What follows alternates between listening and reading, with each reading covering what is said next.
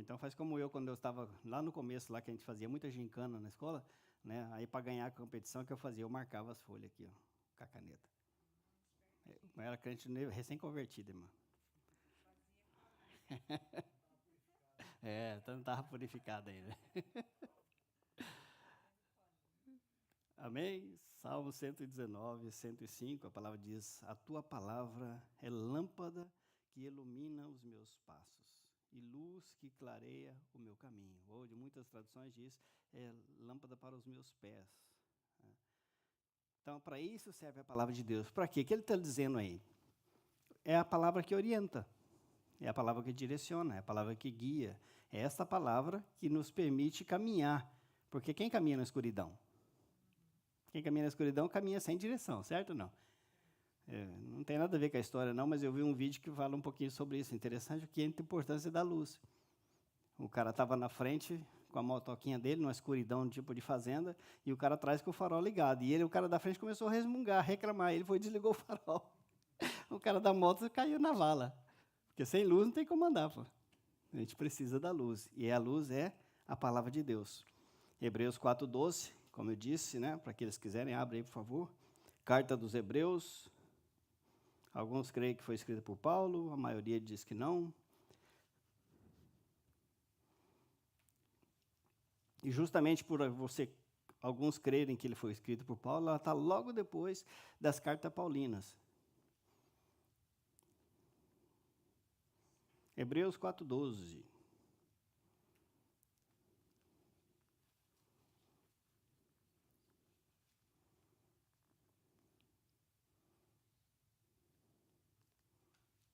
Amém? Diz assim a palavra de Deus, né? A palavra de Deus é viva e eficaz, mais cortante que qualquer espada de 2 gumes. Right? Que penetra ao ponto de dividir alma e espírito, juntas e medulas, e apta para julgar algumas palavras, outras traduções. Sim, mas algumas outras traduções diz a discernir os pensamentos e propósitos do coração. Então, essa é a palavra que a gente crê. Ela é viva, viva. Não é um livro qualquer, não é um livro que... Hoje mesmo eu estava escutando um debate com um pastor e um outro cristão, supostamente cristão, mas talvez muito contemporâneo, que o argumento dele é que a modernidade do tempo, a Bíblia tem que acompanhar a modernidade do tempo. E aí ele estava dando alguns exemplos muito malditos, não maldito no sentido maldito, não, malditos, né? Mal colocados, vamos dizer assim, como exemplos de educação paterna. Tipo assim, antigamente o pai cuidava assim, hoje já não é mais assim. E a questão do pastor era assim, mas eu não estou falando da educação que o pai dava para os filhos, eu estou falando da palavra de Deus. A palavra de Deus ela é inerrante e ela não muda. Ou seja, não existe cultura no mundo que deve mudar o que a palavra de Deus nos ensina. Então, algumas coisas, porque o argumento dele era justamente sobre pontos que para nós são indivisíveis, a gente não abre mão. Só Jesus salva. A gente não abre mão disso. Não tem como. O mundo pode passar, pode dar volta, pode dar cambalhota. A palavra de Deus vai afirmar isso e a gente tem que crer. Não tem como sair disso. E aí ele estava argumentando sobre casamento homossexuais, essas coisas, dizendo que não. Aquela interpretação era por aquele tempo. Você não tem como fugir de certas coisas que a palavra afirma, por mais contemporâneo que você queira ser. Né? Por quê? Porque a palavra de Deus ela é viva. Ela não foi escrita 2000 anos atrás e ela se tornou uma coisa obsoleta, que não serve para nós nos nossos dias. Muito pelo contrário. Você começa a ler coisas que foram escritas 3.000 anos atrás e você se identifica com o texto. Você fala, como é que é isso? Como é que alguém pode ter tido a ideia de poder escrever isso? Foi o Espírito Santo que, né, como a palavra de Deus que nós lemos ali em Timóteo. Né? Toda a palavra é inspirada por Deus. Então, por isso que ela é viva. Amém? Então, o objetivo desse discipulado é fazer com que você reconheça a Bíblia como palavra de Deus, inspirada por Deus, e não um livro qualquer. Confiar na sua autoridade, certo? Porque o que nós dizemos? Qual é a base de fé e doutrina da nossa igreja? A palavra de Deus. É a nossa base de fé e doutrina. Então, eu tenho que confiar nela, certo? Porque eu vou ler algo que vai me guiar, vai me direcionar, e aquilo que me guia, eu tenho que confiar. Se eu não confiar naquilo que está me direcionando, que segurança eu tenho? Então, eu tenho que confiar nisso. E nós vamos aprender a desenvolver o amor e disciplina na leitura. Essa é a dificuldade que nós, principalmente cultura brasileira, de leitura. E leitura bíblica, então, mais difícil ainda, né? Muito difícil. E aí, se for o ideal fosse que nós também deveríamos aprender a aplicar a palavra de Deus. Mas isso só é possível a partir do momento que eu aprendo, né? Como eu vou aplicar algo que eu não conheço? Então, fica difícil. Então, não há crescimento espiritual saudável sem relacionamento constante com a palavra de Deus. Observe que aqui eu não disse relacionamento com Deus. Estou online? Bom saber, né? Que daí você se contém, né?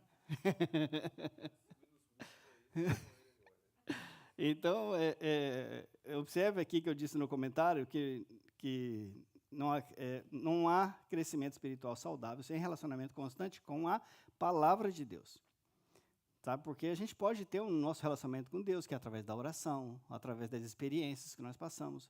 Mas a experiência com a palavra de Deus, ela vem através da leitura. Não tem como eu colocar a palavra no meu peito e falar, Senhor, fala comigo, o que a tua palavra quer dizer. Se eu não tiver curiosidade de abrir, ler, tentar interpretar o que ela quis dizer, tentar entender, ter curiosidade de buscar saber o que ela tem para ensinar, nunca vai surgir um relacionamento entre eu e ela. Sabe? E esse relacionamento ele deve ter no coração de todo cristão. Infelizmente, nós vivemos hoje numa cultura onde se espera de quem está aqui à frente esse conhecimento e que as pessoas querem viver com base no conhecimento dessa pessoa. E esse é o erro. Acho que, imagina que alguns séculos atrás as pessoas não tinham acesso às Escrituras. Então, elas dependiam dos líderes religiosos para transmitir a interpretação que eles tinham das Escrituras. E por isso que existe, dentro da história cristã, muitos equívocos e muitos erros. Hoje não, hoje nós temos acesso à Escritura. Qualquer pessoa teria condições de levantar da cadeira um dia, virar para um pastor e falar, pastor, peraí um pouquinho, deixa eu ver o que é isso que você está falando mesmo, é o que a Bíblia está dizendo. Você entende? Então, eu acho que esse é o nosso objetivo. A nossa igreja só vai crescer saudável quando todo cristão, não estou falando para líderes somente, isso aqui não é uma aula para líderes, isso aqui é um discipulado para a igreja. Todo cristão deveria ter o mínimo de conhecimento suficiente para que ela pudesse ter uma defesa própria através das Escrituras. Então, esse é o nosso objetivo. Então, nós vamos entrar aqui. A questão é, o que é a Bíblia? Toda Escritura é inspirada, como nós lemos, e a inspiração das Escrituras, a Bíblia não é apenas um livro histórico, ou uma reflexão, né, apenas uma reflexão humana, ou um manual religioso comum.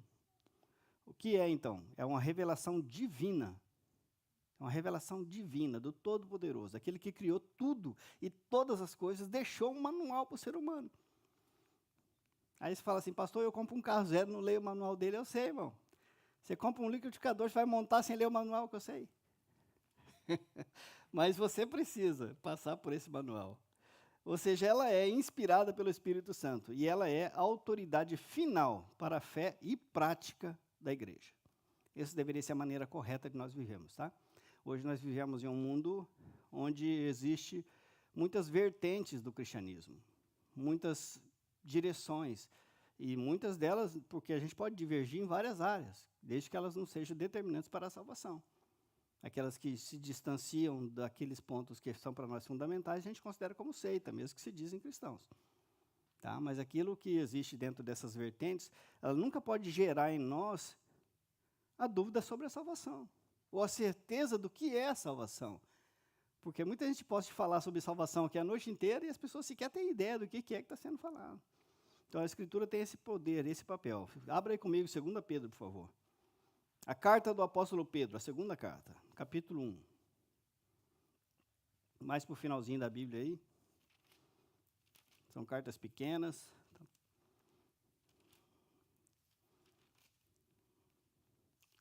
2 Pedro 1, versículo 20 e 21.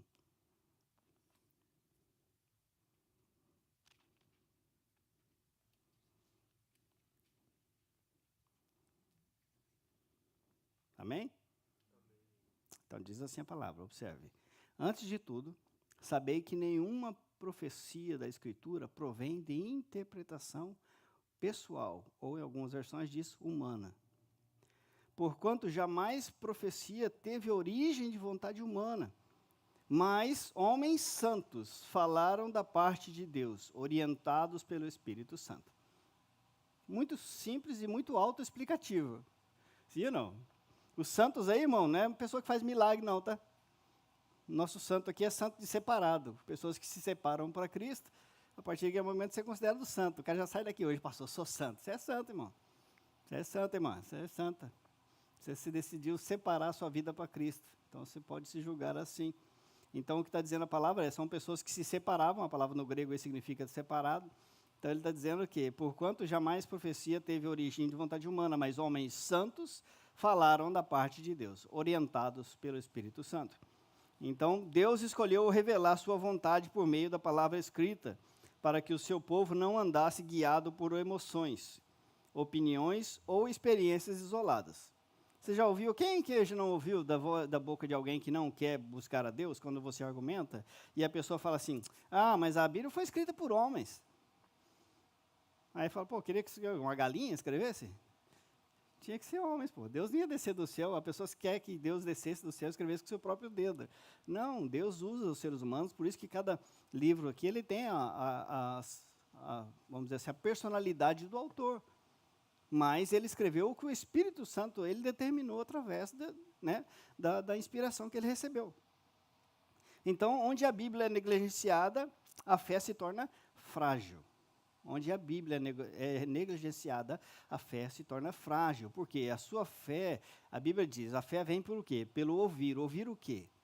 A palavra de Deus. Então, o que fortalece a fé? A palavra de Deus, não é o pastor. Não é o estudo. Se você sair daqui e não decidir pegar a sua Bíblia em casa, tirar seu tempo de leitura, buscar aprender, você vai continuar frágil. Porque o que nos fortalece, o que nos defende é o conhecimento da palavra. Porque eu posso ter meus argumentos, eu conheço ótimos palestrantes, pessoas inteligentíssimas, que teriam com a maior facilidade do mundo para argumentar sobre qualquer assunto. Mas eu só posso argumentar sobre aquilo que eu conheço, daquilo que eu experiencio, e das minhas experiências. E a palavra de Deus não tem como experimentar senão espiritualmente. A autoridade da palavra de Deus está escrito lá em Mateus capítulo 4, versículo 4. Aí, como eu disse, aqui é uma aula de estudo. Então, abra no Evangelho de Mateus, para que você saiba onde está. No capítulo 4.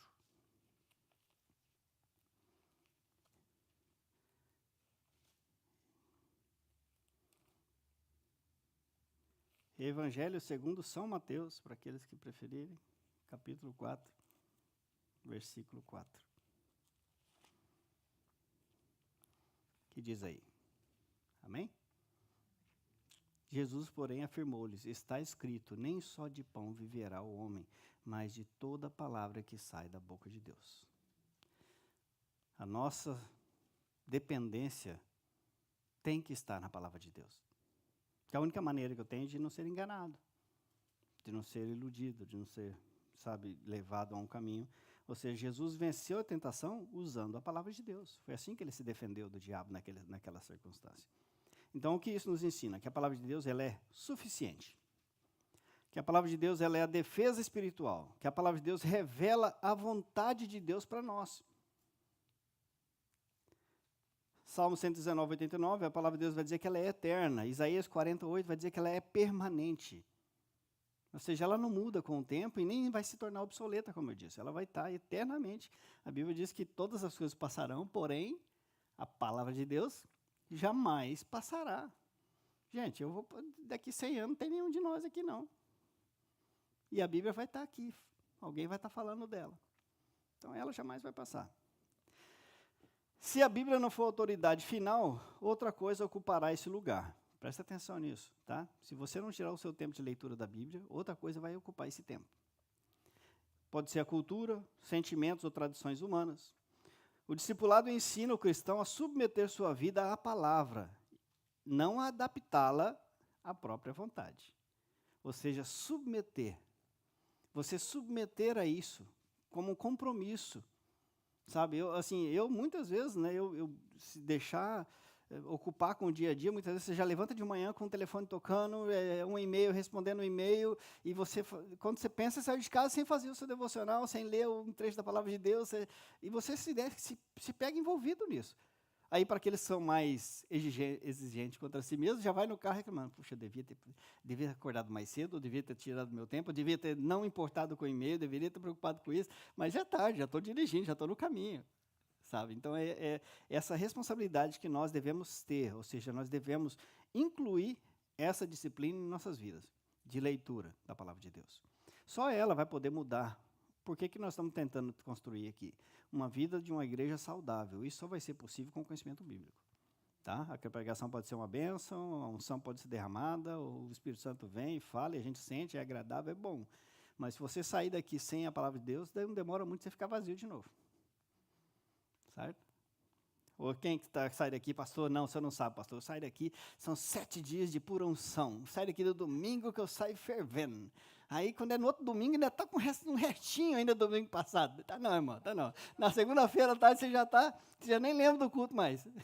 O seu dia já te ocupou a cabeça, você já está envolvido com o trabalho, já está envolvido com a escola, você já está assim, já a cabeça já virou, você já nem lembra da pregação. Nem o pregador lembra da pregação. Então, tem que ser a palavra, é a única coisa que nós temos para nos manter. A palavra de Deus como alimento espiritual. Não só é o pão de viverá o homem, não só de pão, Mateus 4:4. Função da palavra, segundo Hebreu 4:12, é discernir os pensamentos, confrontar o pecado, cura o coração e produz maturidade. Né? Paulo explica sobre isso, ele fala que no começo da conversão, as pessoas estão ainda o quê? No leitinho. O que é o leitinho? É aquele que não tem conhecimento. Então, ele vai viver à mercê de outra pessoa que tem conhecimento para poder guiá-lo, orientá-lo, ajudá-lo. Mas a partir do segundo ponto, que nós temos que já estar no alimento sólido.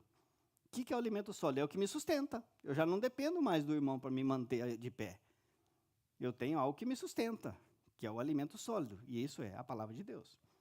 1 Pedro 2:2 diz, né? Crescimento espiritual para a salvação. Assim como o corpo enfraquece sem o alimento, o cristão enfraquece espiritualmente sem a palavra. Essa é uma verdade, tá? A fé superficial é fruto de contato superficial com as Escrituras.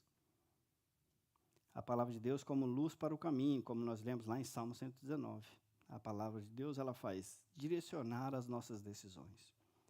Ou seja, muitas pessoas pedem oração por muitas coisas, principalmente quando tem que tomar uma decisão mais difícil, elas pedem oração, e é natural que façam isso, e é bom que façam isso. E a gente ora, a gente intercede. Só que tem certas coisas, eu até brinco com isso, e é uma brincadeira, ninguém nunca fez isso, tá, irmãos? A pessoa chega assim e fala, pastor, estou precisando de oração. O que foi, irmão? Olha, a mulher do meu vizinho está me dando bola. Você precisa orar por quê? Só para repreender o diabo na vida dele, né? A mulher casada, você vai orar por quê? Então, certas coisas que a Bíblia já diz, eu não vou orar por quê? A resposta já está feita, já está dita. Então, certas coisas que eu não preciso de interpretação daquilo que eu conheço. Então, a Bíblia me direciona, ela me guia.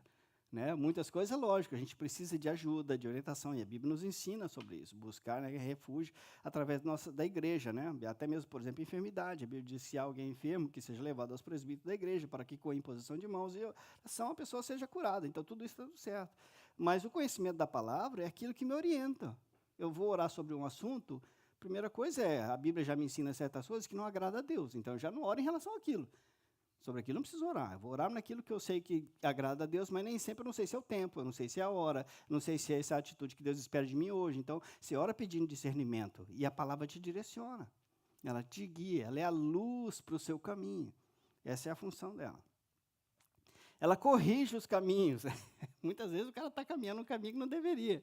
E a palavra direciona. Né? Ela vai te guiar de volta ao caminho que você deveria seguir. Ela traz clareza em tempos de dúvidas. Abra aí, por favor, Provérbios, capítulo 3. Pertinho de Salmos.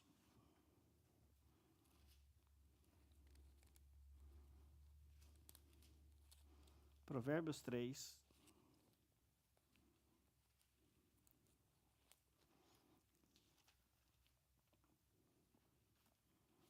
Capítulo 5 e 6. Capítulo 3, versículos 5 e 6.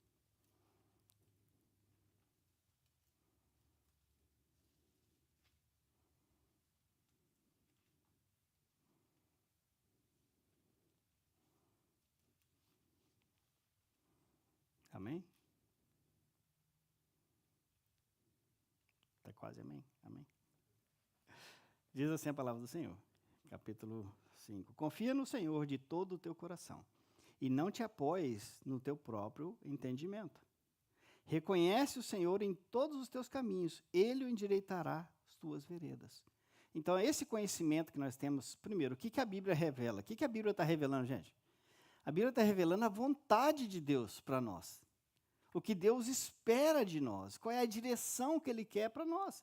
Ou seja, Deus está se revelando a nós através das Escrituras. Então, quando eu leio as Escrituras, eu consigo ter um direcionamento e falar, opa, isso é o que Deus espera, isso é o que Deus quer, já abre caminhos, porque muitas coisas eu vou olhar e falar, opa, né, como Paulo escreveu dizendo, olha, tudo me convém, mas nem tudo me é lícito, ou tudo me é lícito, porém nem tudo me convém, olha eu trocando.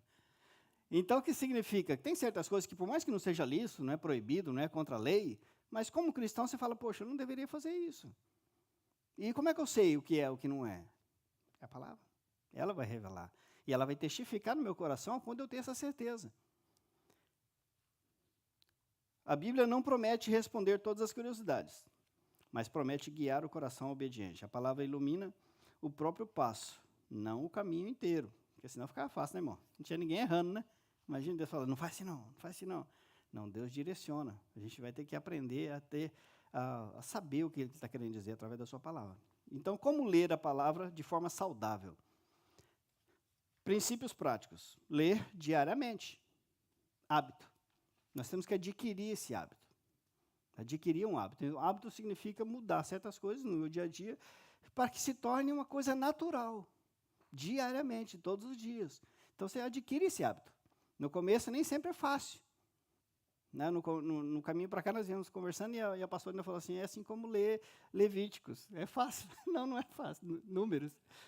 São livros difíceis de você ler. Tem gente que fala assim, não, por que Deus pôs aqui? Irmão, tem um porquê, tá? Depois a gente pode falar sobre isso. Tudo, não tem nada na Bíblia que é em vão. Tudo tem um sentido, tudo tem um propósito, tudo tem um objetivo. É fácil ler alguns livros? Não. Tem outros livros que são mais interessantes, são mais históricos. Vai te contar a história de alguém, uma narrativa que você até já escutou. Então, facilita a sua vontade de ler. Por isso que você não vai pegar um recém-convertido, acabou de vir da igreja, não conhece nada, fala, toma, vai ler aqui de Gênesis a Deuteronômio. Os caras não chega. O cara não chega lá nunca. Ele até lê Gênesis, né, que é uma história contínua, né, e depois da história saída do Israel e tal. Mas quando ele chegar em Levítico, ele desiste. Então, não, você vai direcionar a pessoa para que ele comece lendo o Evangelho de João, que vai testificar a vida de Jesus, Atos dos Apóstolos, que vai contar a história da igreja, o livro de Romanos são cartas interessantes, né, são livros que você vai dar para que a pessoa tenha, primeiro, adquirir o quê? O hábito da leitura. Você não pega algo maçante e queira que a pessoa se agrade daquilo para criar nela um hábito. Você pega algo fácil dela ler para que ela, então, adquira o hábito. E aí, quando chegar no ponto de passar por essas outras passagens, você já vai estar no hábito da leitura. Então, é muito interessante. A parte disso, lembrando, nós falamos aqui no começo, esse livro é um livro espiritual. Então, se você decidiu ler e quer que Deus te revele, ore. Ore. Oraçãozinha simples. Pastor, não sei orar, não. Fala, não, ora. Senhor Jesus, me ajuda aqui, dá a interpretação da sua palavra, coloca no meu coração aquilo que eu vou ler, para que eu ache a compreensão e entendimento. Simples assim, mas ore. Ore para que Deus revele a você aquilo que Ele quis transmitir através dos seus autores, aquilo que é importante para nós. Leia com obediência. Porque tem certas coisas, por exemplo, eu já até comentei aqui recentemente, por volta do século XVI, houve uma igreja chamada de Igreja Alexandrina, que ela discordava de alguns pontos. E aí o pessoal chamava os cristãos, e eles não eram chamados de cristãos, falaram, a gente quer ser chamado de cristão também. Então a gente precisa, só que eles não concordavam com muitos pontos que a igreja cristã, então, ensinava. Então eles tiraram alguns trechos. Então, até hoje, você vai pegar, às vezes, uma versão que está entre parênteses ali. Aí você vai ler lá embaixo e fala, segundo essa tradução, essa versão, essa palavra não foi colocada, e não foi.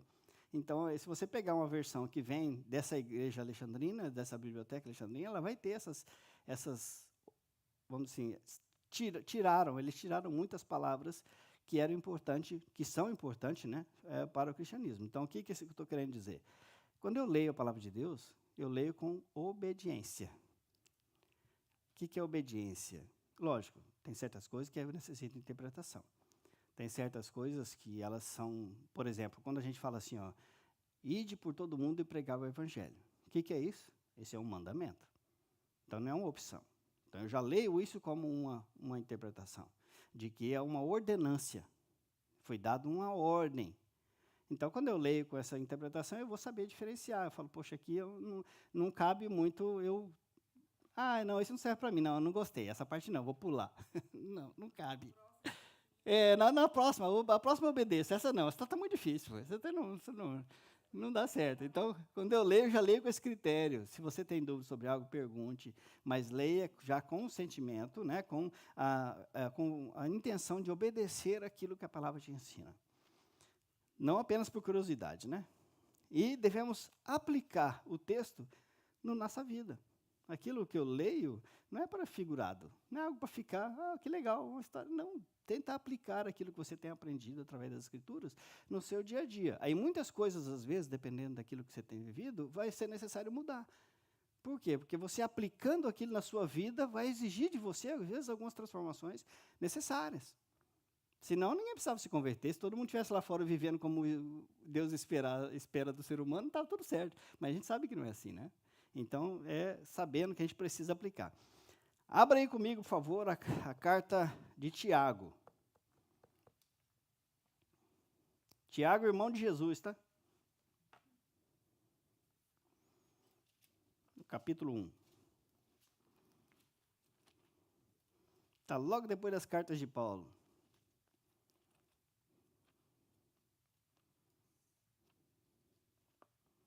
Antes de Pedro, para aqueles que já chegaram em Pedro. Depois de Hebreus, para quem já leu Hebreus. Capítulo 1. Versículo 22.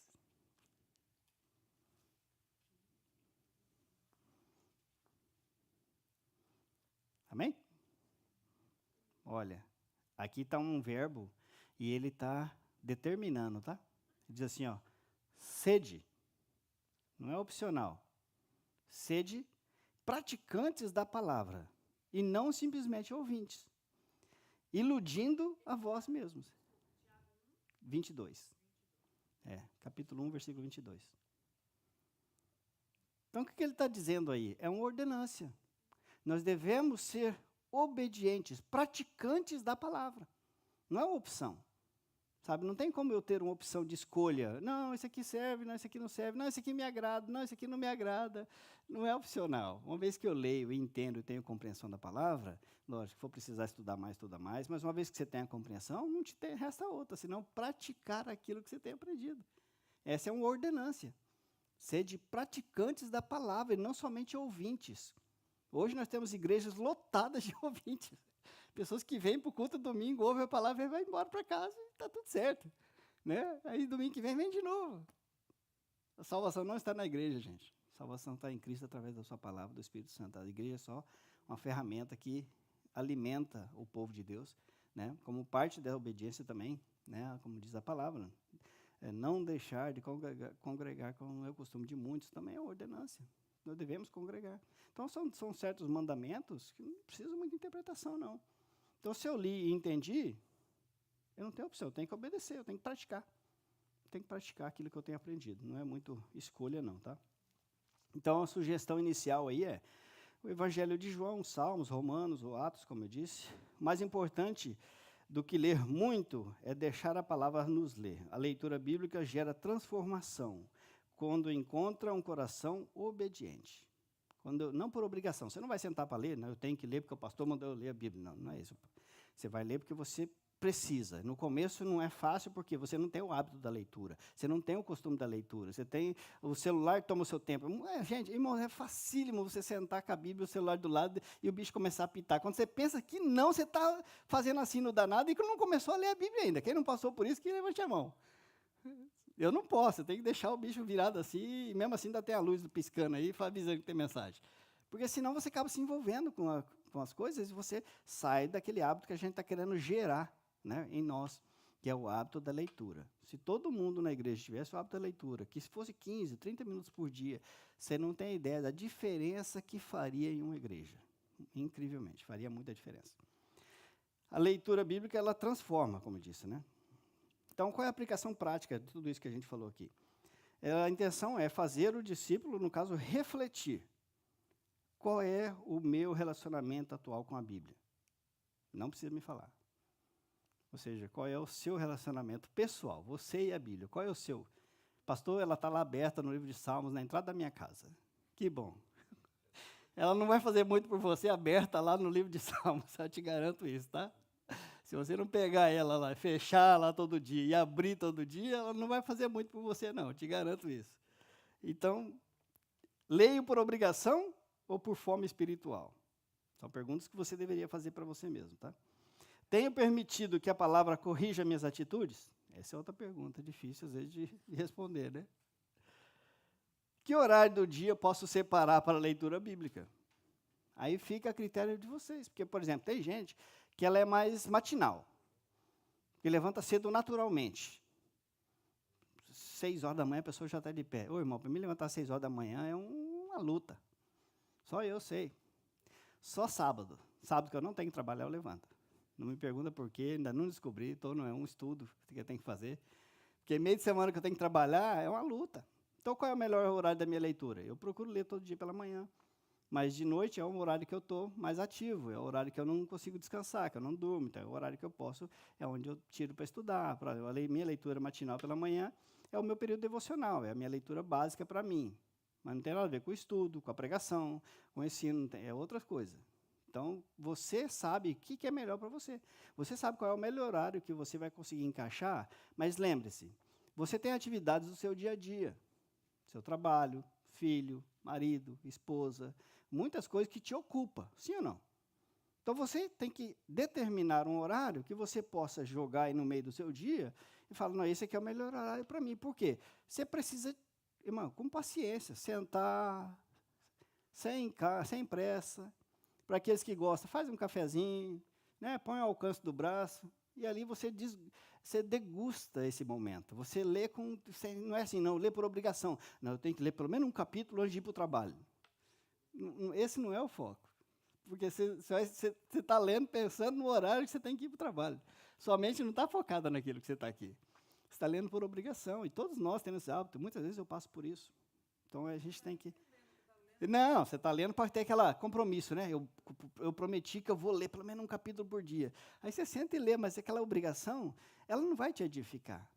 Você entende? Porque o que agrada a Deus não é isso. Não é o sacrifício.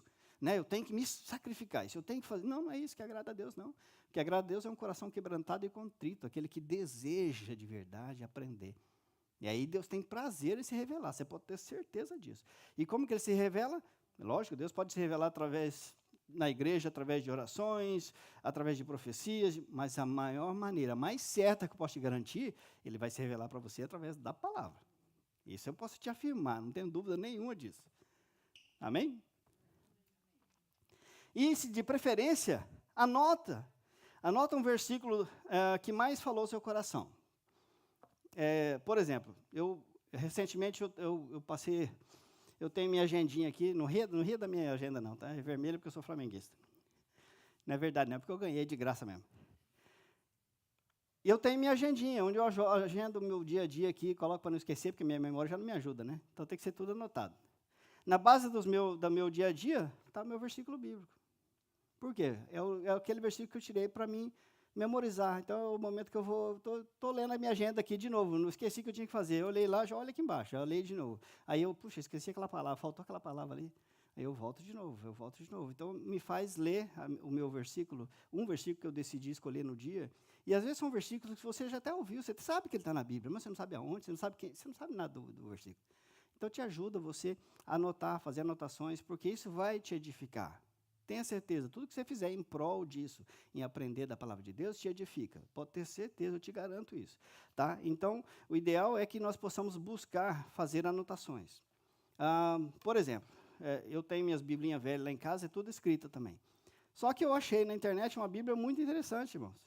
Ela tem esse pedacinho aqui, ó. Você entende?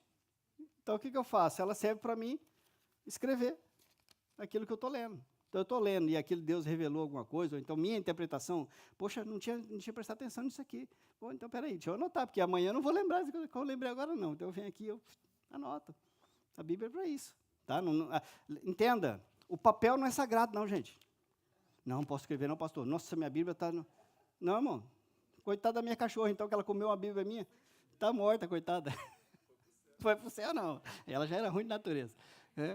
Mas a questão não é essa. A Bíblia foi feita para você tirar o que o Espírito Santo tem para você dela. Se tiver que escrever nela, escreve nela, anota nela.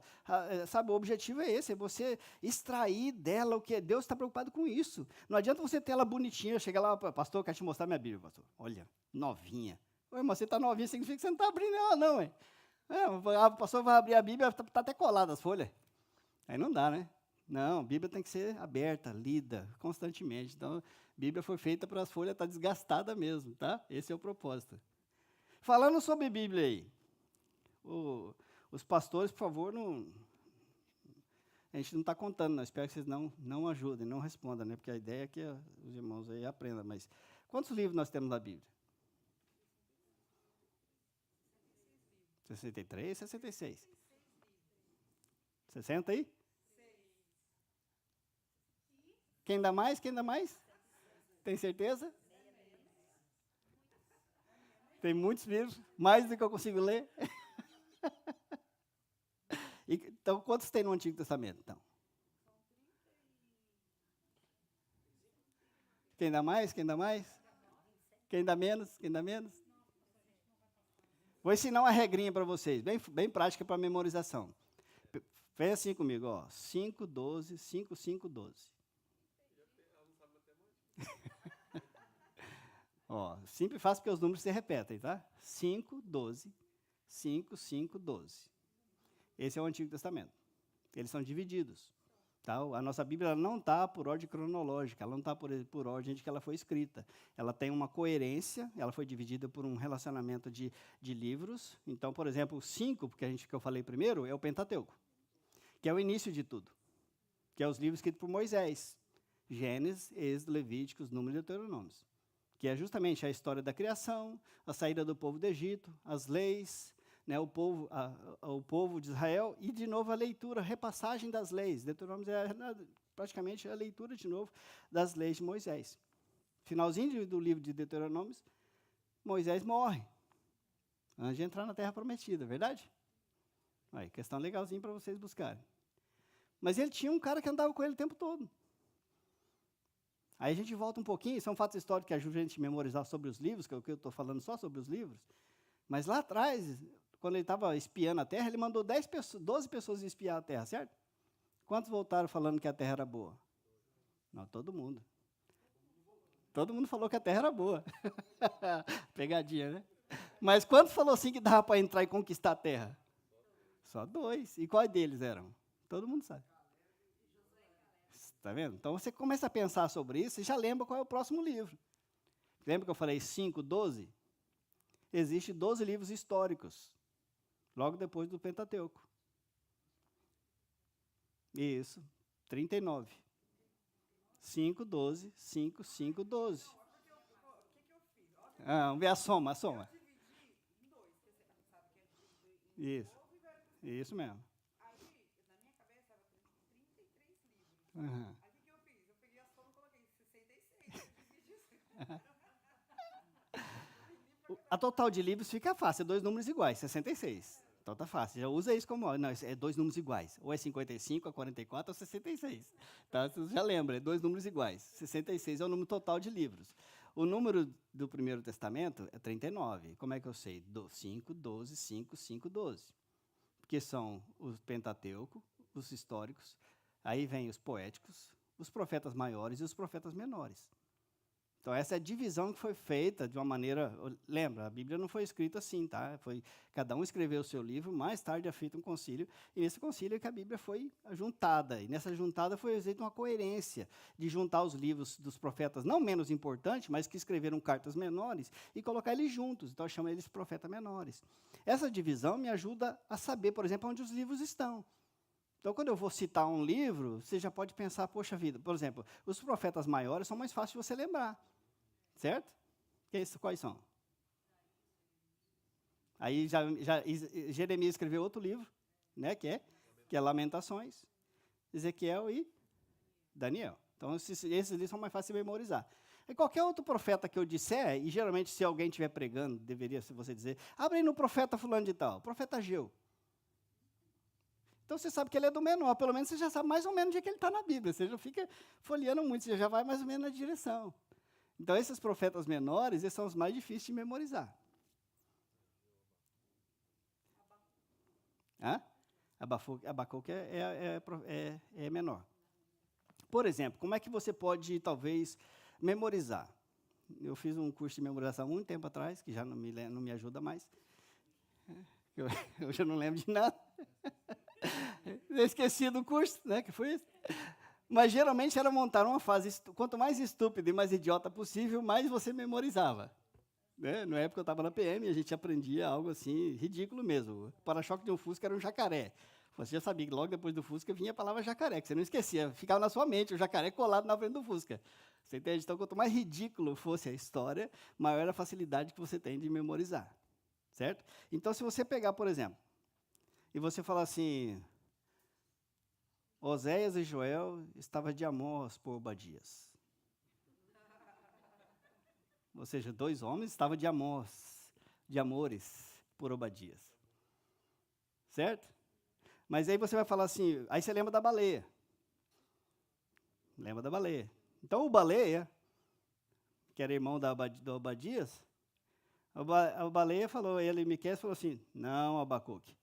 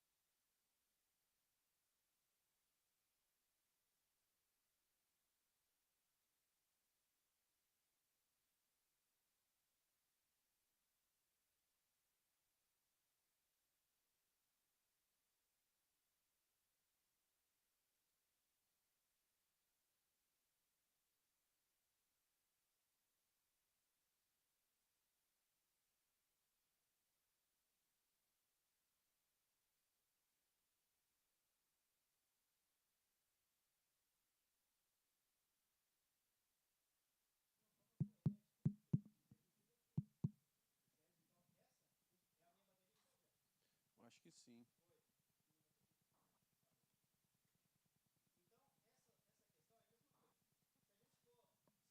Som.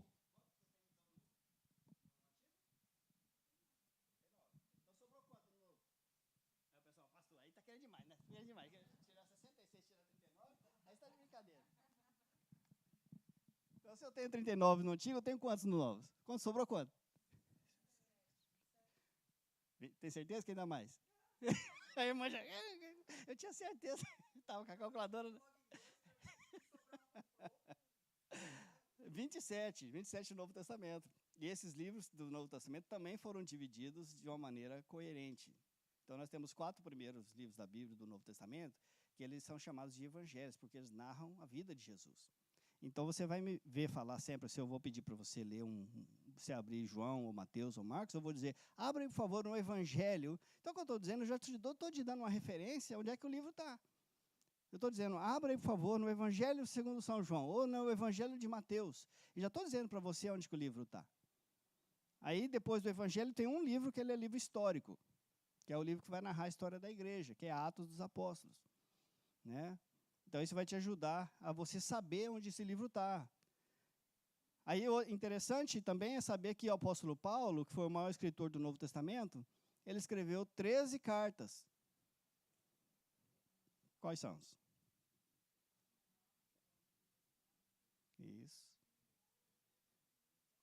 Algumas delas escritas para igrejas e algumas delas escritas para pessoas. Né? Gálatas, por exemplo, se a gente for do começo, Romanos, Paulo escreve à igreja que estava em Roma.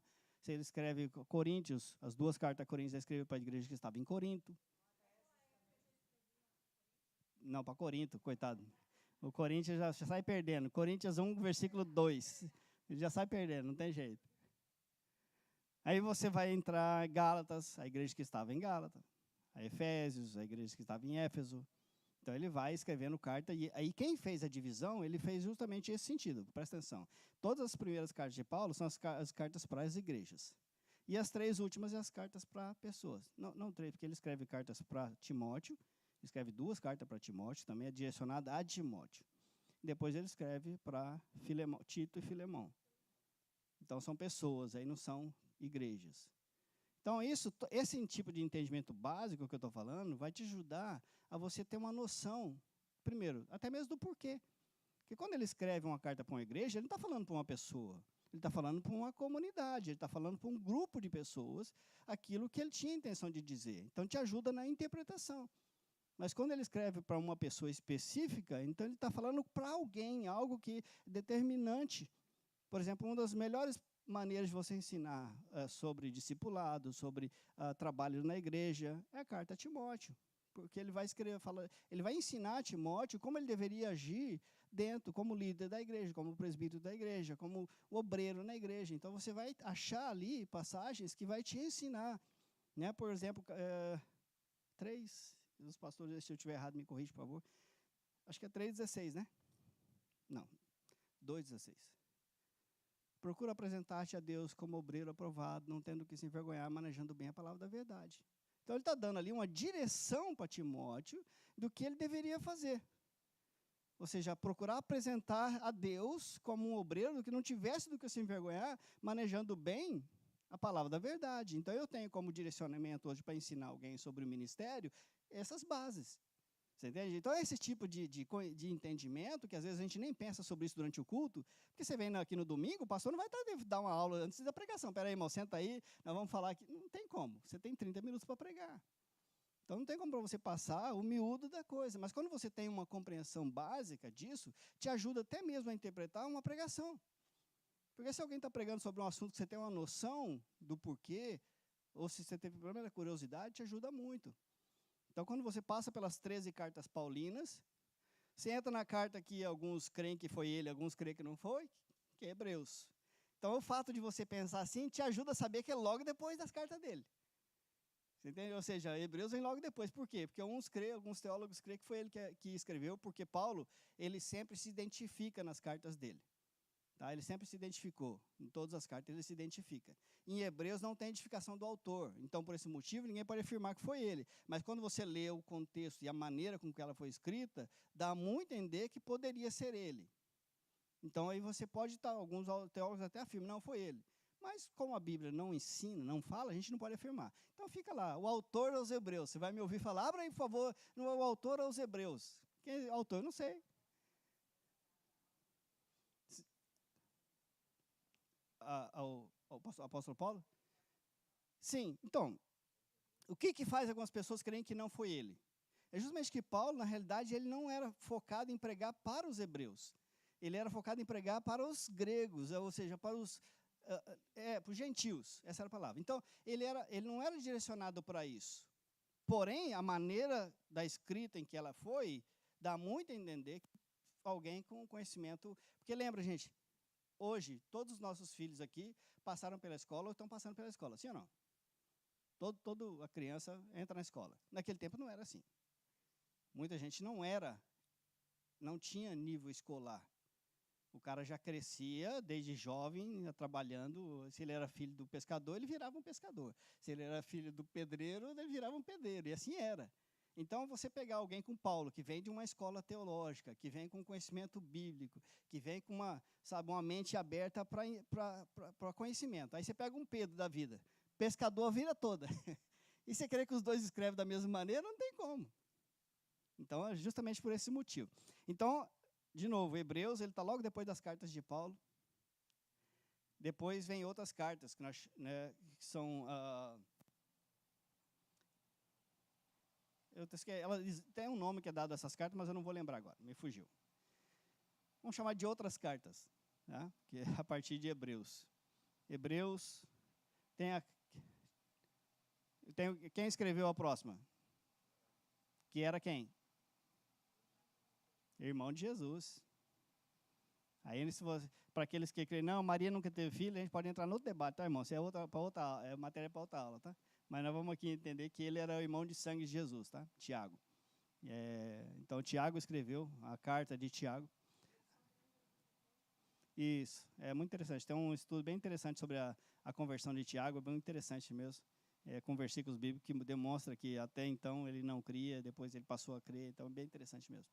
E ele é citado, né, nominalmente na palavra. Aí nós temos as duas cartas de Pedro, 1ª e 2ª Pedro, são cartas bem curtinhas, fácil de ler. Hoje, pastor, vou ler o livro todo hoje.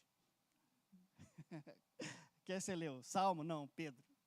Tá fácil, irmão. Mas que você leia, tá? Não tem problema, pode ler, não tem problema não.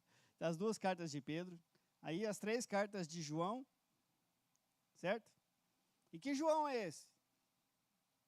Quem era esse João?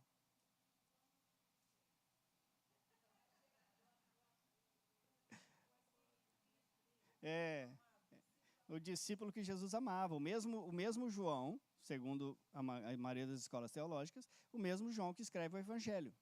Tá? O mesmo João que escreve o Evangelho e o mesmo João que escreve o Apocalipse. Então, o mesmo apóstolo João.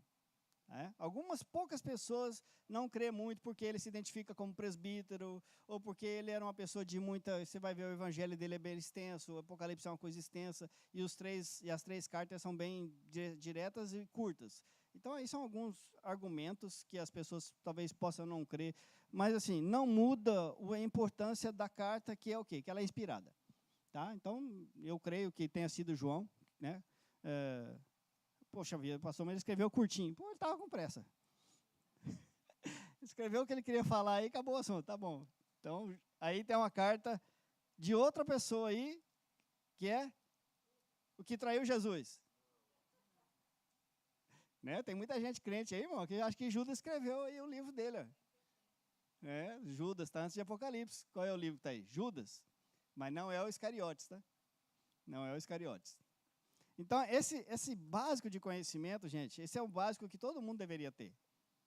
Tá? Estou falando aqui não é uma classe de líderes, não estou aqui formando pastores e pregadores. A ideia aqui é dar um básico mesmo, para que você tenha pelo menos a curiosidade de saber a importância da leitura, como Deus fez para que ela chegasse até nós. Eu adoro falar sobre arqueologia, porque ela prova a existência, né? Você imagina, esses livros foram escritos, o último livro foi escrito por volta do ano 90 depois de Cristo, perdão. E desde então nós temos cópias, certo? Cópia da cópia, da cópia, da cópia, da cópia, da cópia. E chegou nas cópias. Aí agora fala para mim, quando que se tornou consciente, quando que nós tomamos ciência de que essas cartas eram verdadeiramente o próximo ao original possível?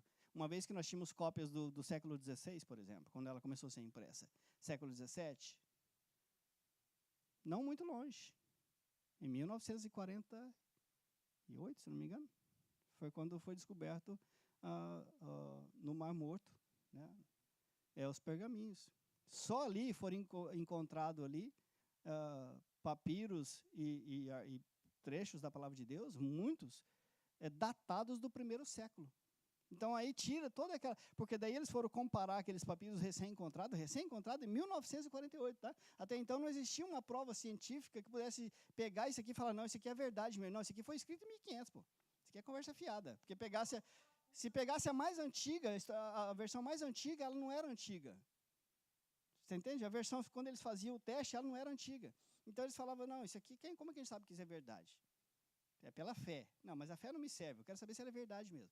Então, em 1948, elas foram encontradas lá, no Mar Morto, pergaminhos e livros praticamente inteiros, datados do 1º século. E aí, quando foram fazer uma comparação desse material, é praticamente idêntico ao que a gente tem hoje. Então, isso mostra, isso aí nós estamos falando de argumentos, fatos reais que provam a veracidade daquilo que a gente já cria por fé. Até 1948, então ninguém tinha uma prova científica que pudesse provar que aquilo que eles liam e criam era realmente datado de 2, 3 mil anos atrás. Entendeu? Então, esses fatos que me encantam, porque a Bíblia, Deus tem proporcionado hoje, nesse mundo moderno que nós temos vivido hoje, fatos que comprovam a veracidade da palavra de Deus. Não há nada que nenhuma outra religião aceita no mundo possa levantar e falar isso aqui desmente a Bíblia. Ninguém nunca encontrou, gente. Porque o dia que eles encontrar, você pode ter certeza que eles vão fazer questão de vir à tona. E ninguém. Tudo que eles encontram comprovam a existência da palavra de Deus. Amém? Então, creia. A palavra de Deus é viva. Deus fez chegar ela até nós. Tire proveito disso. Né? É Deus aqui, ó, através da sua vontade para nossas vidas. Aí o que Deus fala para nós? Qual é o plano de Deus? Uma vez que eu estou falando para você que isso aqui é a vontade de Deus para a sua vida.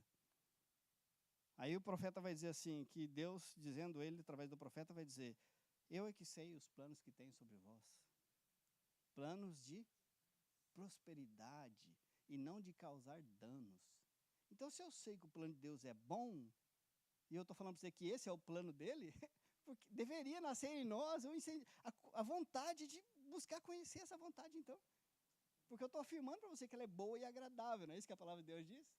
Que nós deveríamos apresentar-nos a Deus como sacrifício vivo, né? E aí nós então conheceríamos a vontade de Deus que é boa e agradável e perfeita. Essa é a vontade de Deus. Amém?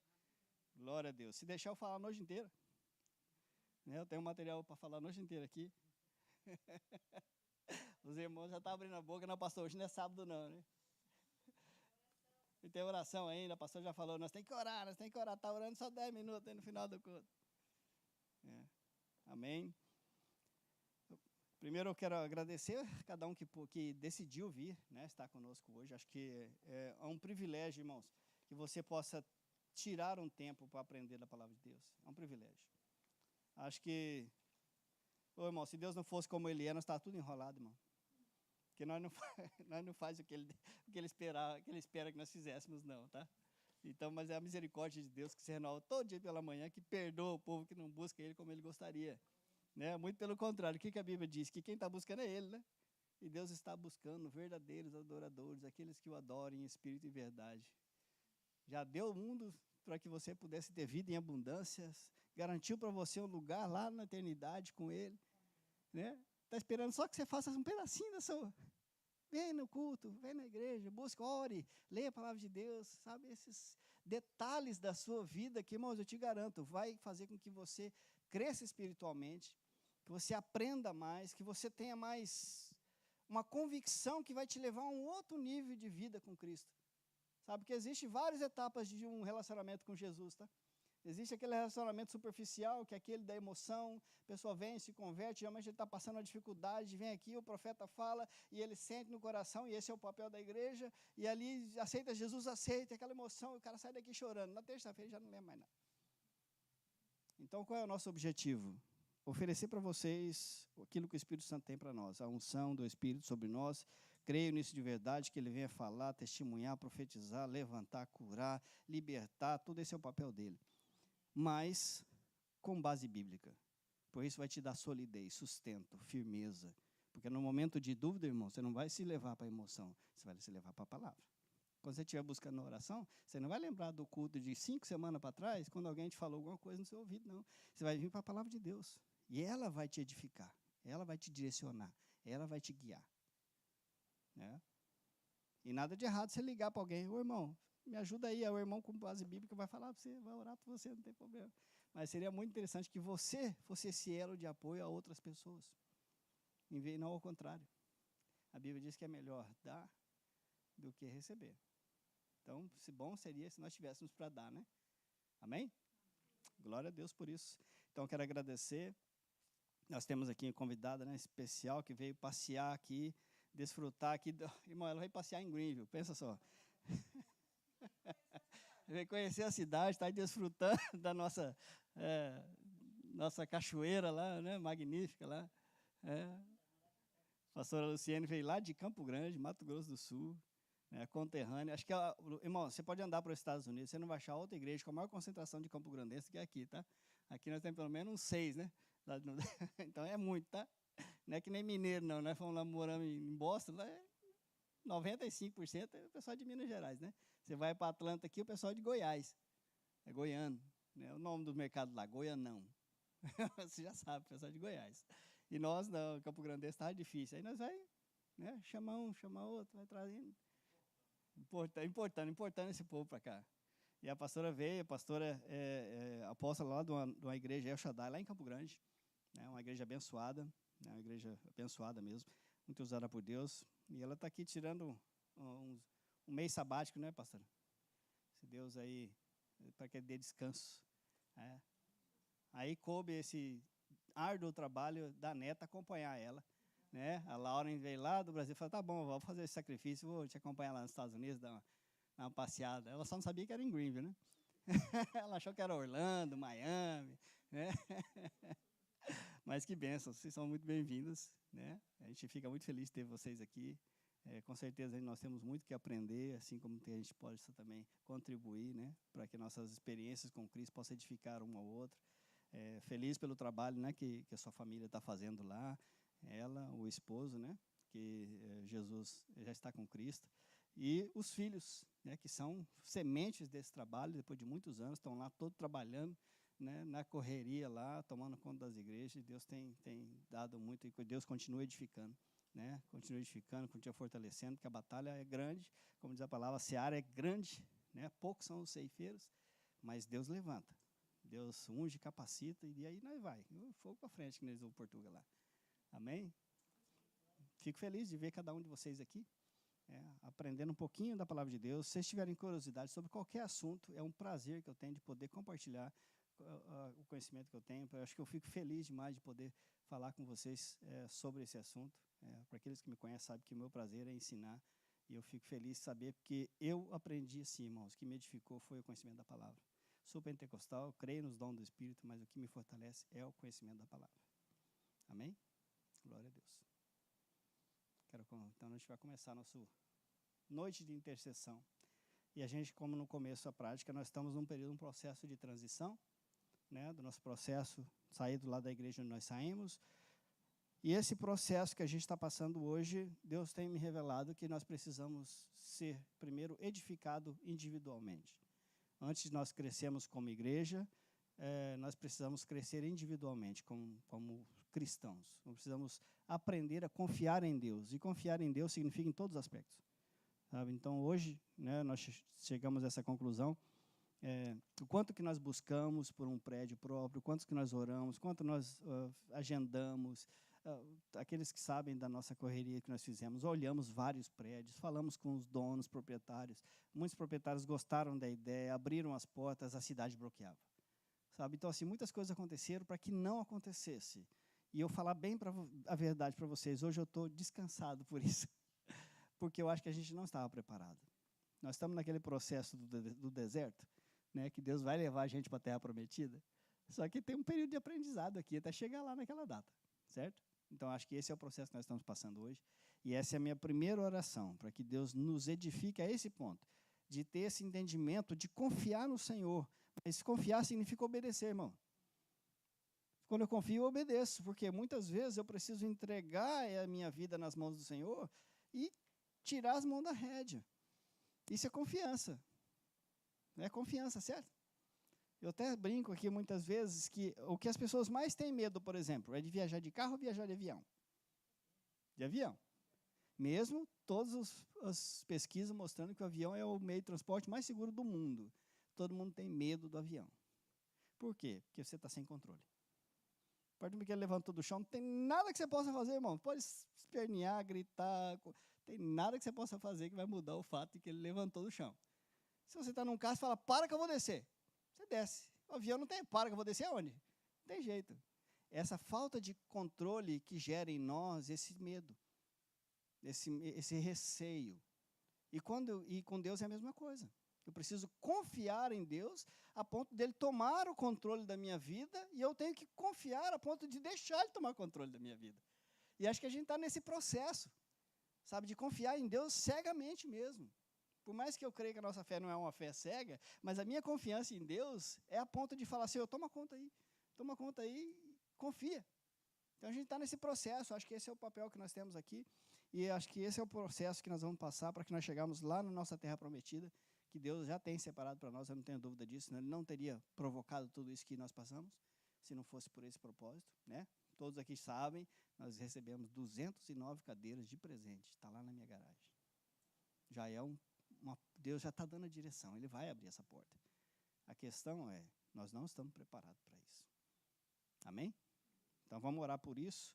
E, entre outras coisas que a gente vai estar orando, é uma noite de oração e intercessão. Orar por aqueles que clamem. Orar por agradecimento. Por dar testemunho àqueles que quiserem. Acho que o propósito também é, se Deus tem feito algo por você, não guarde para você, não. Não revele aquilo que Deus fez por você, porque Ele vai edificar o irmão. Sabe, aquilo que passou por você, muitas vezes a pessoa está enfrentando, e aí você conta um testemunho, você fortalece a fé da pessoa. Então, diga, glorifique a Deus através do que Ele tem feito na sua vida. E a glorificação vem em você revelar o que aconteceu. Você guardadinha lá, Deus não está sendo glorificado, está sendo glorificado para você. Mas você precisa glorificar a Deus aos olhos de todas as pessoas do mundo. Dizendo, olha, Deus é maravilhoso, Ele fez isso por mim, Ele tem feito isso por mim, Ele tem cuidado de mim. Então, não tenha vergonha de se abrir e dizer a todos o que Deus tem feito por você. Amém? Aí depois nós vamos orar por algo mais específico, tá bom? Tá feio lá, né? Foi. Infelizmente, né? Todo ano, começo de ano, janeiro, fevereiro, em vários estados, passa um período de chuva, né? E, infelizmente, a estrutura das cidades deixam a desejar, né? Porque eles sabem que estão passíveis de acontecer isso. E a natureza é natureza, irmão, né? Lá em Campo Grande, a gente sabe, tem vídeos aí, não sei se tem relato de pessoas mas com certeza casas, pessoas, né, destelhadas. Porque, irmão, lá quando chove. O pessoal vê chuva caindo aqui, acha que está chovendo muito. Você não tem noção, não, irmão. Lá quando cai de uma vez só. Assim, de levar, assim, você olha na calçada, na rua, ela está na altura da canela, enxurrada. Não estou brincando, não, tem vídeo aí para você mostrar. Aí daqui a pouco, daqui 40 minutos, o solzão já está estralando de novo. E é assim lá, né? Então, a gente vai orar por essas pessoas, por essas famílias, com certeza. Muita gente, com certeza, passando por necessidade, né? E pedir para que os governantes, as igrejas locais possam intervir, né? É o papel que a gente cabe fazer. Amém? Vamos orar. Depois a gente ora por outras coisas mais específicas. Amém? Senhor Jesus, queremos primeiro te louvar, Senhor. Engrandecer o teu nome. Senhor, porque nós estamos à mercê desse mundo, diz a tua palavra, que nesse mundo nós viríamos ter aflições, nós viríamos a enfrentar dificuldades mesmo. Mas o nosso refrigério está, Senhor, em que tu já venceste esse mundo. Tu já venceste esse mundo, Senhor. Então isso é o que nos dá descanso. Porque ao mesmo tempo, Senhor, tu nos ensina, Senhor, que nós devemos buscar a ti, Senhor, que o teu jugo, ele é leve e suave, Senhor. Porque não porque esse mundo vai estar fácil, não porque as situações vão estar fáceis, não, mas porque em ti nós podemos todas as coisas. É em ti que está a nossa confiança, a nossa certeza, é em ti que está, Senhor, aquilo que nós precisamos.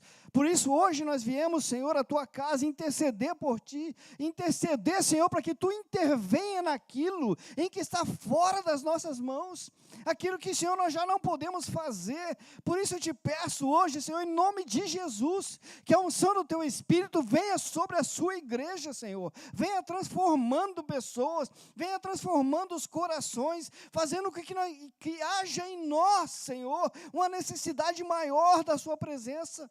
Que haja em nós, Senhor, uma busca maior da Tua palavra, Senhor. Por isso nós precisamos de Ti mais do que nunca hoje, e vamos precisar mais do que nunca amanhã, porque todos os dias, Senhor, arde em nós uma necessidade de estar na Sua presença.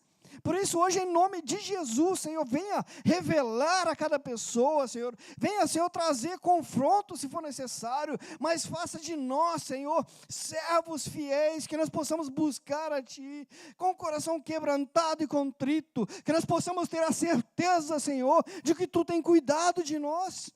Por isso, hoje, em nome de Jesus, Senhor, ajuda-nos a construir uma igreja sadia, mas uma igreja que Te busca. Uma igreja que te busca de maneira incessante. Cria em nós, gera em nós, Senhor, um coração, Senhor, ansioso. Assim como disse o salmista, Senhor, que nós possamos ser como a corça, Senhor, que anseia pelas águas. Assim deveria ser o nosso coração, ansioso por Ti, por estar na Sua presença, por saber, Senhor, que é a Tua mão de poder que cura. que é a tua mão que sara, é a tua mão, Senhor, que abre portas, é a tua mão, Senhor, que restabelece, é a tua mão, Senhor, que provê. É tu, Senhor, o canal de todas as coisas. Então ensina-nos, Senhor, a buscar a Ti. Ensina-nos, Senhor, a buscar a Sua presença de uma maneira, Senhor, que não haja igual. Ensina, Senhor, porque nós precisamos aprender. Nós precisamos buscar a Ti, Senhor, de uma maneira diferente. De uma maneira diferente, que haja o arder em nossos corações.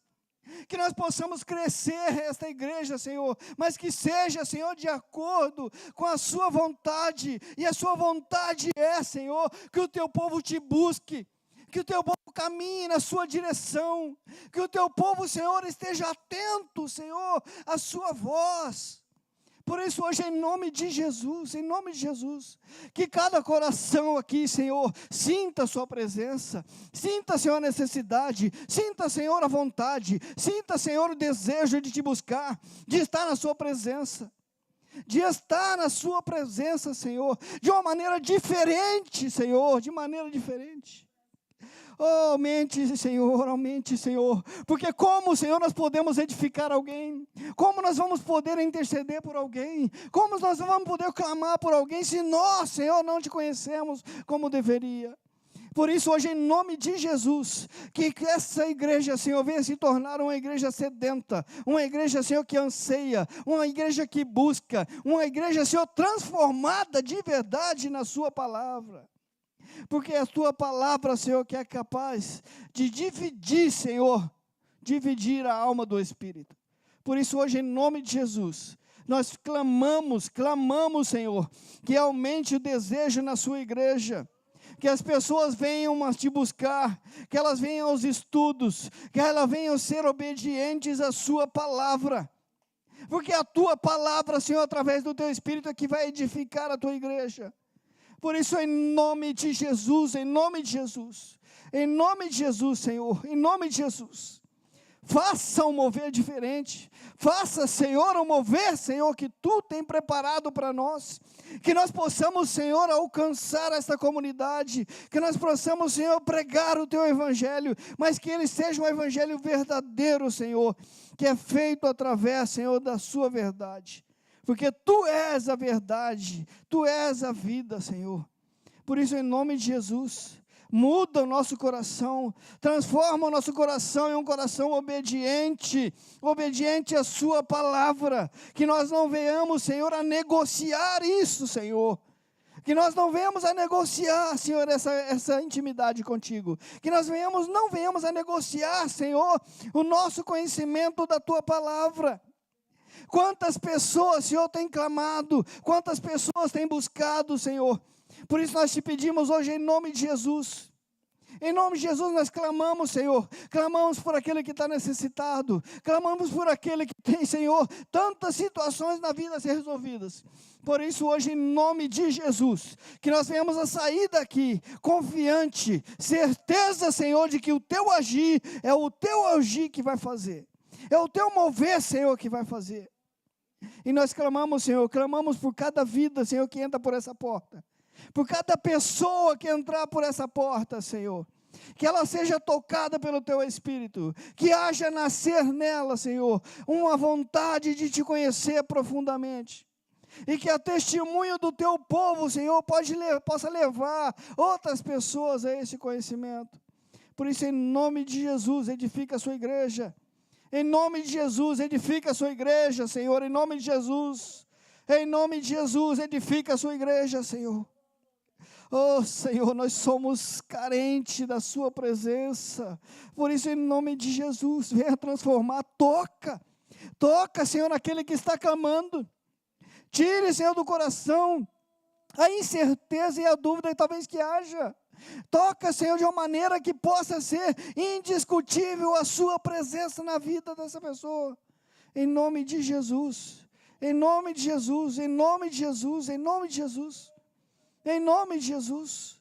Faça o mover, Senhor, que esse mover cresça, que um se transforme em dois, que dois se transformem em quatro, que se multiplique, Senhor, a ponto de não caber mais nesse lugar. Mas o mais importante é que a sua palavra seja verdadeira, que as pessoas sejam transformadas, que elas reconheçam que Jesus é o único caminho, a verdade e a vida.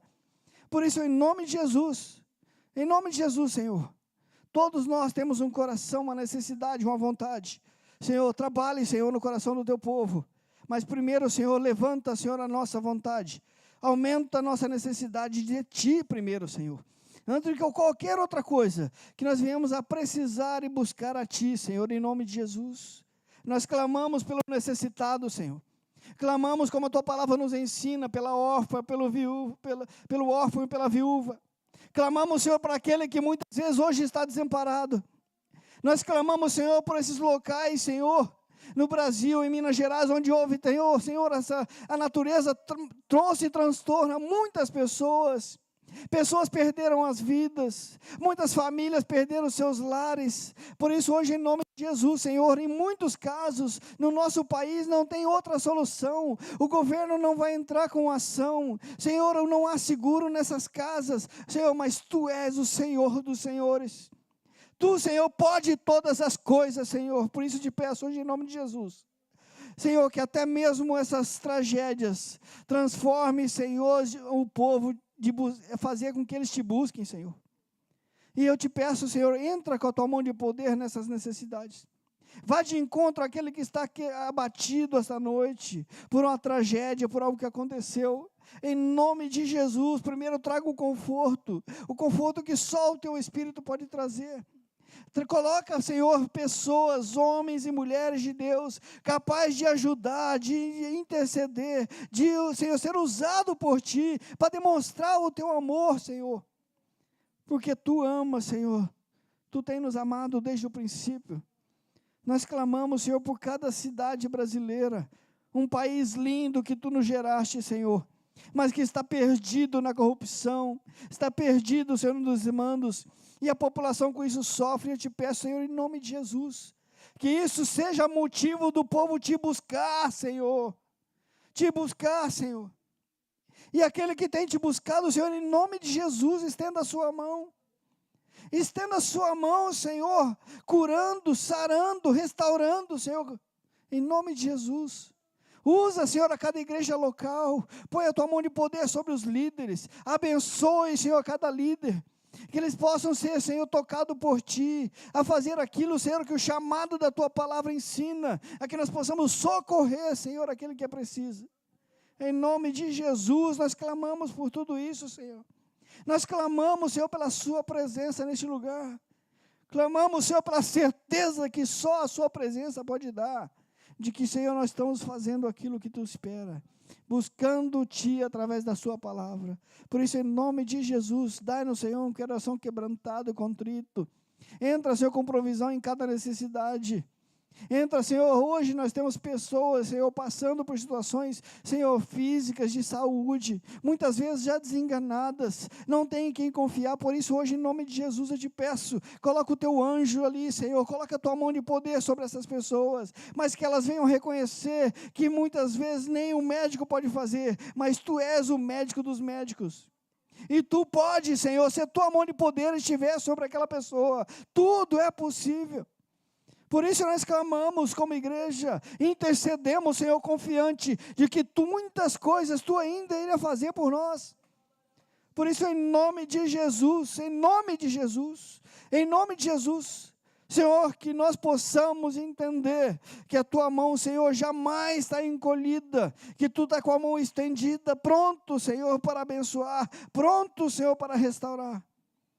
Por isso, Senhor, aquele que clama, Senhor, aquele que clama, é o que diz a Tua palavra. Tu disseste, Senhor, Tu afirmaste, Senhor, se um dia, se o Teu povo, Senhor, Te buscasse, mas se arrependesse dos seus maus caminhos, se humilhasse, Tu ouviria, Senhor, o clamor desse povo, e Tu perdoaria os nossos pecados, e sararia, Senhor, a nossa terra.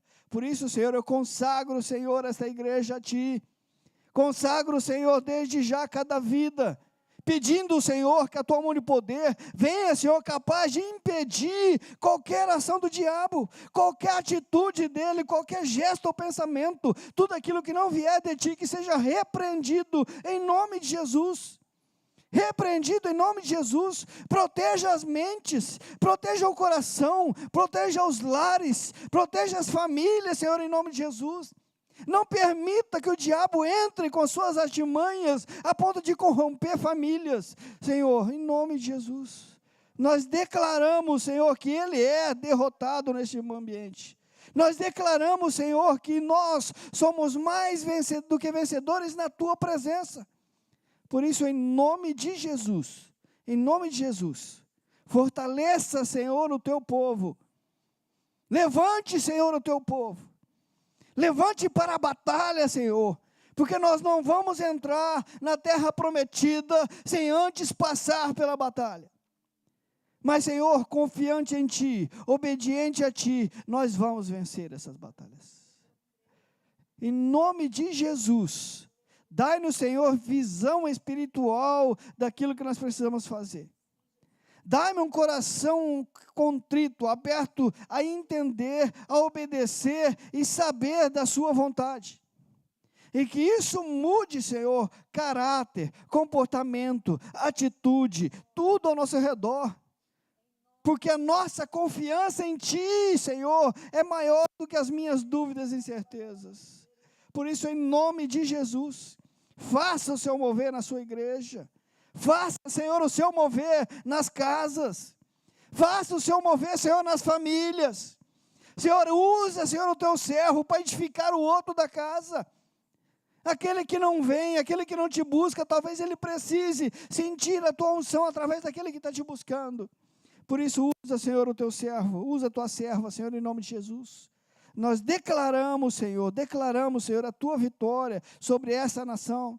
Nós declaramos, Senhor, a tua mão de poder sobre essa comunidade brasileira aqui nessa cidade. Que brasileiros sejam alcançados através das igrejas aqui. Que nós possamos pregar esse evangelho que salva. E que as pessoas reconheçam que não há outro caminho senão te buscar. Por isso nós precisamos de Ti, Senhor. Nós precisamos de Ti, Senhor, todos os dias da nossa vida. Por isso, Senhor, que Teu Espírito jamais se afaste de nós. Que a unção do Teu Espírito seja derramada sobre nossas vidas, assim como um dia, Senhor, Tu marcaste o portais das casas dos israelitas, Senhor, dizendo: aqui está o sangue da libertação, aqui está o sangue da aliança. Assim também nós pedimos sobre cada lar aqui representada. Que o Teu sangue seja passado sobre os nossos portais, para que o anjo da morte passe direto aí, aqui não entre, porque ele vai reconhecer que aqui há um servo do Senhor. Aqui está aquele que um dia Jesus morreu por ele. Por isso, em nome de Jesus, Senhor, fortaleça o Teu filho, fortaleça a Tua filha, Senhor.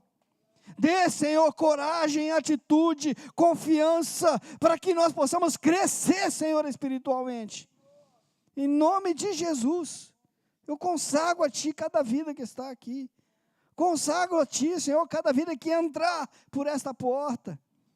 Em nome de Jesus, nós vamos vencer essa batalha até chegar à nossa terra prometida.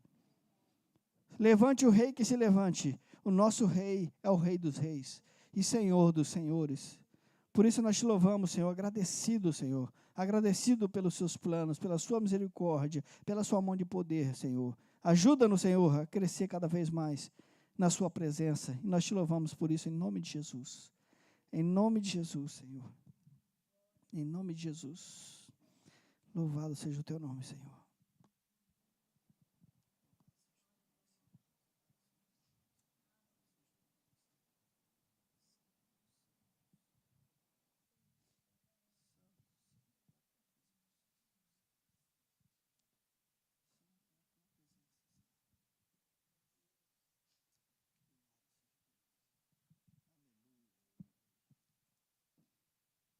Deus é bom em todo o tempo. Amém? Glória a Deus. Os planos de Deus nem sempre são muito compreensíveis, mas o plano é bom. Essa é a certeza que nós temos. Temos que buscar sempre entender. Quando eu entendo, eu obedeço. Amém? E esse é o que Deus espera de nós, irmãos. Deus não espera muito, não. Deus espera a compreensão da sua vontade e a partir da obediência. Simples assim. E aí eu te garanto, a sua vida vai ser feliz, vai transbordar de alegria, coisas vão acontecer, coisa inesperado. Deus não fica devendo nada para ninguém, não, tá? Te garanto isso. Não fica devendo nada para ninguém, não. Então você pode ter certeza. Deus não faz nada em vão, tá? Então muitas vezes nós temos pedido algo. Muito interessante, né, quando alguém pode usar um argumento com você e falar assim, peraí, a Bíblia diz que tudo aquilo que eu pedir, em nome de Jesus, Deus farei. Irmão, vamos fazer uma exegese desse texto aí, uma compreensão. E Tiago vai clarificar isso mais para frente, ele vai dizer assim, por que então não recebo? Porque eu peço segundo as concupiscências do meu próprio coração. Nada de errado, tá, irmão? Você pedir as coisas que o seu coração deseja. Só tem certeza que aquilo que o seu coração deseja é o que Deus espera, né? O que Deus tem para você. Se você tem certeza disso, você pode ter certeza que Deus vai fazer. Nós somos testemunha de o que Deus já tem feito por nós, gente. Né? Nós somos testemunha. Deus vai fazer por vocês também, assim como tem feito por nossas vidas. Eu creio nisso. É uma promessa de Deus para nossas vidas. O plano de Deus é bom. É bom. É bom. Nunca de causar dano, é o que ele afirma isso. Mas por que muitas vezes crentes dentro da igreja estão enfrentando lutas? Porque ele não entendeu qual é o caminho que Deus espera que ele caminhe. Deus não faz nada em vão. Tudo tem um propósito. Tudo tem um propósito. Deus não faz nada para me agradar. Sabe? Ai, que legal, vou fazer para ajudar, ele está precisando. Deus não está preocupado com isso, não. Deus vai fazer as coisas com propósito. Qual é o propósito? Que eu o busque. E que eu o busque de todo o coração. Que eu adore em espírito e verdade. É isso que Deus tem em propósito. Irmãos, você trabalha, você é honesto, Deus vai abrir portas incríveis. Deus vai transbordar o seu celeiro. Deus vai fazer você olhar para trás e falar assim, nossa, tinha que ter sido Deus mesmo. Eu sozinho não tinha condição de fazer isso não. Hein? É assim que Deus age. Deus age de uma maneira incompreensível. Deus quer fazer isso na nossa vida. Deus quer. Aí exige paciência, disciplina, renúncia muitas vezes, compreensão. Quando eu busco a Deus não com o desejo de receber, mas quando eu busco a Deus por aquilo que Ele é, as coisas são agregadas, são adicionadas à minha vida de uma maneira que mais daquilo que você desejava, eu te garanto isso. Te garanto isso. Mas nós precisamos gerar no nosso coração esse entendimento de que Deus é Deus, não vai abrir mão disso. Amém? Passe o tempo, não passe o tempo, a palavra não muda, Deus é o mesmo, ontem, hoje e será eternamente. Então, que nós venhamos a buscar esse Deus eterno. Grandes coisas Ele tem para nós, grandes coisas Ele tem para essa igreja. Grandes coisas Ele tem para as igrejas que têm obedecido aos seus chamados e aos seus mandamentos. Deus não faz nada em vão. Você acha que Deus ia permitir... Vocês conhecem a nossa história. Você acha que Deus ia proporcionar isso, de lá até aqui, para chegar aqui e falar, tá bom. 40, 50. Não, irmãos, Deus tem essa cidade para ser alcançada. Mas para isso nós precisamos ser uma igreja edificada. Firme na rocha. Como é que eu vou ajudar o outro se eu estou balangando? Não tem como não, eu tenho que estar firme. Firmado na rocha. Aí eu tenho como sustentar alguém. Mas se eu tiver já meio... aí não dá certo. Então Deus quer que nós sejamos fortalecidos, irmãos. Queira você ser usado por Deus. Significa que você está firme. Quando Deus está te usando é porque você está firme. E aí você vai ver que maravilha que é não precisar e sim ter para oferecer. É assim que Deus age no nosso meio. Amém? Quero abrir para orações específicas. Se você tem uma oração, um agradecimento, um testemunho, vamos.